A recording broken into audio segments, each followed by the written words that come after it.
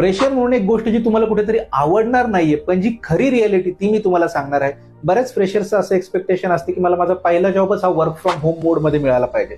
तर एक गोष्ट लक्षात घ्या की वर्क फ्रॉम होम इंडस्ट्रीमध्ये आजही आहे, पण ते कुणासाठी आहे? ज्यांना इंडस्ट्रीमध्ये काही वर्षांचा एक्सपिरियन्स आहे, जे टेक्निकली आपल्या टीम सोबत लवकर सिंक होऊ शकतात. मग कंपनीज असा विचार का करतात की मी लगेच फ्रेशरला वर्क फ्रॉम होम देऊ नये? त्याचं पहिली गोष्ट म्हणजे की आपलं कॉलेजचं एन्व्हायरमेंट आणि कंपनीचं एन्व्हायरमेंट याच्यामध्ये खूप जास्त फरक असतो. त्यामुळे बऱ्याचशा गोष्टी आपण त्या वातावरणात नव्याने शिकतो, ज्या आपल्या पण प्रोफेशनल ग्रोथसाठी महत्वाच्या आहेत.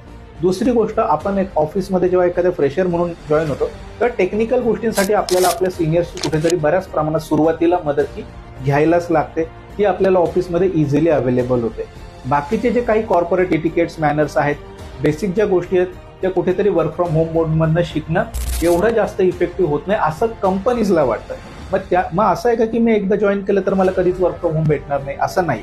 काही कंपनीज या फ्रेशर्सला जॉईनिंग झाल्यानंतर 6 महिने, 1 वर्षानंतर बेस्ड अपॉन देअर पॉलिसी, एकदा तो टीम मेंबर टीम सोबत व्यवस्थित सिंक झाला, टेक्निकल अंडरस्टँडिंग त्याचं व्यवस्थित झालं, की त्यानंतर त्यांना परत वर्क फ्रॉम होम मोडमध्ये नक्कीच ते अलाउ करतात. पण सुरुवातीलाच आपण पहिलाच माझा जॉब हा मला वर्क फ्रॉम होम मोडमध्ये मिळाला पाहिजे ही अपेक्षा ठेवणं खरंच कुठेतरी फ्रेशर म्हणून चुकीचं आहे. त्यामुळे हा व्हिडिओ नक्की शेअर करा तुमच्या अशा मित्रांना, परिवारजनांना, ज्यांना त्यांचा पहिला जॉब हा वर्क फ्रॉम होम मोडमध्येच पाहिजे.